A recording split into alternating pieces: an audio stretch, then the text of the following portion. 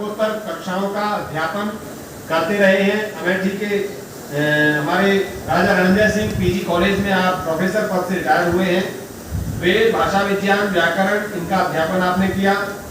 आपने 15 पुस्तकें अब तक लिखी हैं। वेद, वैदिक प्रक्रियाएं, वेदांत प्रक्रिया आदि बहुत सारे विषयों पर हैं। 18 पुस्तकों का आपने संपादन किया, एडिटिंग की है। 250 लेख और निबंध आपके प्रकाशित हैं अब तक। 38 शोध पत्र अन्य अंतर्राष्ट्रीय राष्ट्रीय शोध पत्रिकाओं में प्रकाशित हुए हैं। देश के प्रतिष्ठित विश्वविद्यालयों में वेद, दर्शन और ऋषिध्यानंद पर अनेक व्याख्यान आपने दिए हैं। और 750 वर्ष प्राचीन हस्तलेख जो ऋग्वेद पर था, उस भाष्य का भी आपने संपादन किया है। काशी हिंदू विश्वविद्यालय से ऋग्वेद पर आपकी पीएचडी थी।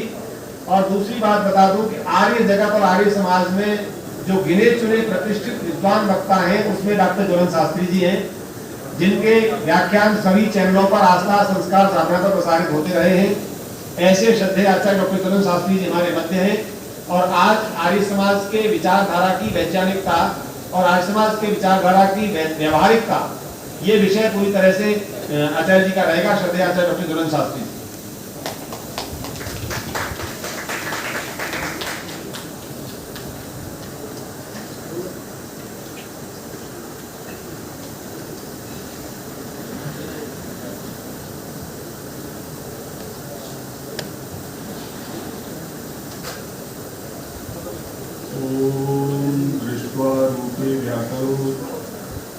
सत्याद्रिते प्रजापति अश्रद्धामन्विते तथा श्रद्धां सत्ये प्रजापति। ओम शांति शांति शांति।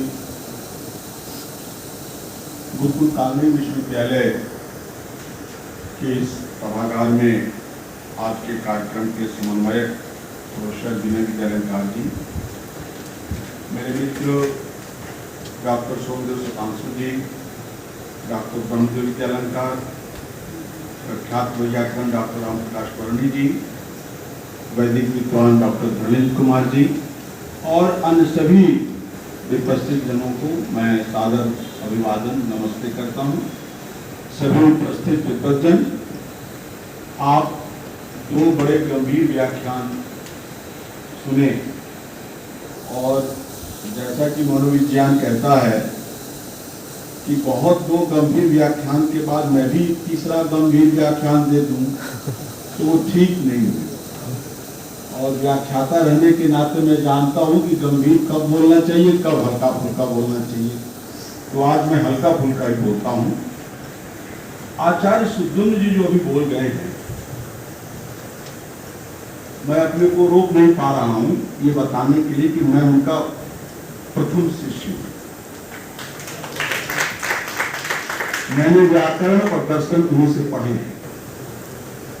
उनके बारे में भी कह दूं, गुरु के प्रशंसा में जितनी बात कही जाए वैसे भी कम है। इस समय पूरे भूमंडल में दुबले पतले दिखाई देते हैं, कोई इतना बड़ा वैयाकरण नहीं है जो वैयाकरण होते हुए भी गणित का विद्वान नहीं। मेरी जानकारी नहीं, कोई हो तो बताइए।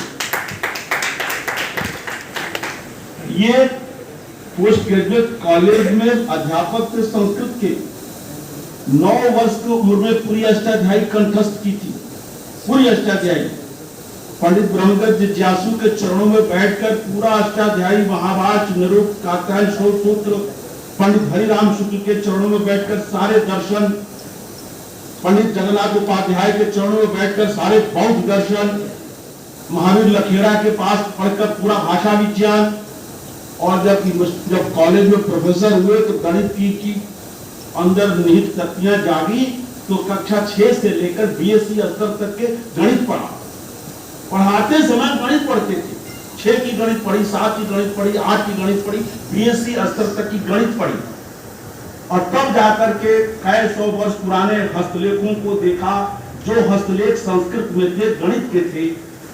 100 वर्ष पहले महामहोपाध्याय सुधाकर द्विवेदी ने उस हस्तलेख को संपादित किया था, जस का तस। उस हस्तलेख में क्या लिखा है इसलिए किसी को पता नहीं था कि उस हस्तलेख संस्कृत में था और वो गणित का हस्तलेख था। और संस्कृत का पढ़ा लिखा आदमी गणित में कितना जानता है वो ये सब लोग हम भी उसी में हैं। बस मुश्किल से a+b का होल स्क्वायर बराबर a square plus b square plus 2ab, थोड़ी बहुत गणित गुना भाग बस। लेकिन उस प्राचीन गणित को समझना, पूरी गणित लगा करके उन्होंने त्रिशतिका पुस्तक छापी जो राष्ट्रीय संस्कृत संस्थान ने छापी है। तो आचार्य सुदुम जी ने एक पुस्तक लिखी है भारतीय गणित, प्राचीन भारतीय गणित का इतिहास, वो भी पढ़ने लायक। मोतीलाल बनारसीदास ने उसको छापी है, आप कभी देखिएगा, लाइब्रेरी में भी होगी, न होगी तो मंगा लीजिएगा। बहुत प्रामाणिक संस्था ने छापी है और कितने पुराने पार्टी गणित पर काम किया। उनका काम भाषा विज्ञान पर भी बहुत है और भाषा विज्ञान के तमाम ऐसे चीजों को खोजते रहते हैं जो नई चीज है। और ये ऐसा क्यों न हो, क्योंकि पूरा जीवन ही इन्हीं की सगी बहन थी डॉक्टर प्रज्ञा देवी, जिन्होंने पाणिनि कन्या विद्यालय की स्थापना की और इस कली काल में पहली महिला हुई जो पूरा अष्टाध्यायी और महाभाष्य और पूरा 2500 पेज में पूरी अष्टाध्यायी की 3 भागों में व्याख्या लिखी अपने गुरु के साथ। तो भाई बहन सभी इसी परंपरा में रहे। तो ये तो आचार्य जी का परिचय है। और डॉक्टर वागी जी को अभी आप सुन ही रहे थे, उस पर मैं कोई कमेंट नहीं करूंगा। कितनी बढ़िया व्याख्यान सुना आपने। एक बात बता दूं, जिन संस्कारों की चर्चा आचार्य जी कर रहे थे, ये संस्कारों का जो मूल ग्रंथ है उसका नाम है कल्पसूत्र। अब कल्पसूत्र का भी 4 भाग होते हैं, श्रौत, गृह्य, शुल्ब और धर्म। श्रौत सूत्रों में वैदिक यज्ञ याग का वर्णन है। शुल्ब सूत्र वही है जिसके आचार्य सुदुम जी चर्चा कर रहे थे, जिसमें शुल्ब डोरी को कहते हैं, जो रेखा गणित, बीज गणित या जो यज्ञ की वेदियों में काम आता है। तो कल्प सूत्र का ही जो शुल्ब सूत्र था उस पर व्याख्यान था आचार्य सुदुम जी का। और कल्प सूत्र का जो एक भाग गृह सूत्र है जिसमें संस्कारों की व्याख्या है, उस पर ये चर्चा कर रहे थे। कोई चीज रास्ता बन जाता है तब तो उस पर चलना आसान है, लेकिन जिस व्यक्ति ने रास्ते बनाए हैं उसकी तपस्या पर आप कभी सोचिए। आप सोच सकते हैं कि ये जो संस्कारों के ग्रंथ हैं, संस्कारों की जो किताबें हैं, उन किताबों में 20 ग्रंथ है संस्कारों के संस्कृत में, उसमें न्यूनतम संस्कारों की संख्या 10 है। न्यूनतम कुछ ऐसे गृह सूत्र है जो संस्कारों की संख्या 10 बतलाते हैं, और कुछ ऐसे गृह सूत्र है जो संस्कारों की संख्या 48 बतलाते हैं। तो 10 से लेकर 48 संस्कारों के बीच में से रास्ता निकालना कि कौन सी ज्यादा बहुत उपयुक्त हो, जो होने ही चाहिए, इसको तय करना आसान बात नहीं थी। इसको किसने तय किया? महर्षि दयानंद सरस्वती। उन्होंने संस्कार विधि लिखी तो उसमें उन्होंने कहा कि 10 न्यून है और 48 व्यर्थ है। बिल्कुल परफेक्ट संस्कारों की संख्या उन्होंने तय की। वो कितनी है? 16। और बड़ी खुशी मुझे होती है, मैंने देखा आज से शायद 7-8 साल पहले पीसीएस के एग्जाम में पूछा गया था कि संस्कार कितने होते हैं, और आप जानते ही हैं कि वहां उत्तर देने में लंबा चौड़ा नहीं लिखना होता। ABCD 4 उत्तर लिखे थे, उसमें आंसर की में वही सवाल सही उत्तर माना गया जिसमें जिन लोगों ने 16 पर निशान लगाए, उसमें 12, 14, 16, 18 4 लिखे हुए थे, उन्हीं उस 16 को मान लिया गया। ये किसकी विजय है? ये दयानंद सरस्वती की विजय। संस्कारों के जो ग्रंथ हैं, जो पहला संस्कार बतलाता था वो विवाह संस्कार बतलाता था, और आज आपने क्या सुना? पहला संस्कार कौन है? गर्भाधान। और अंतिम संस्कार क्या बतलाता था? अधिकांश गृह सूत्र अंतिम संस्कार बतलाता था समावर्तन संस्कार।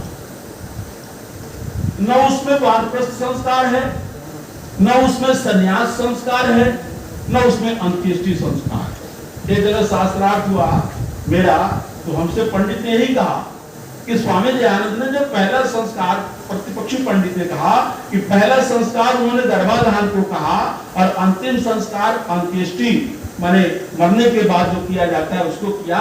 इसकी पुष्टि गृह सूत्रों से नहीं होती। तो स्वामी दयानंद अपने मन से ये बात लिख दिए। हर बात में आप लोग शास्त्र का प्रमाण देते हैं, इसमें भी प्रमाण दीजिए। तो हमने प्रमाण दिया, और इसका प्रमाण दिया मनुस्मृति। मनुस्मृति में क्या कहा? निषेध आदि समसानांता मंत्र यशोदितो विधि। कि निषेध कहते हैं गर्भाधान को, और निषेध आदि समसानांता, स्मशान भूमि में जाकर शरीर का अंत हो जाता है। अर्थात मनु जो सभी गृह सूत्रकारों से पहले हैं, उस मनु के काल में भी, जिसकी मनुस्मृति बहुत फेमस है, सभी जानते हैं, ये माना जाता था कि पहला संस्कार कौन है? गर्भाधान है, और अंतिम संस्कार कौन है? अंत्येष्टि।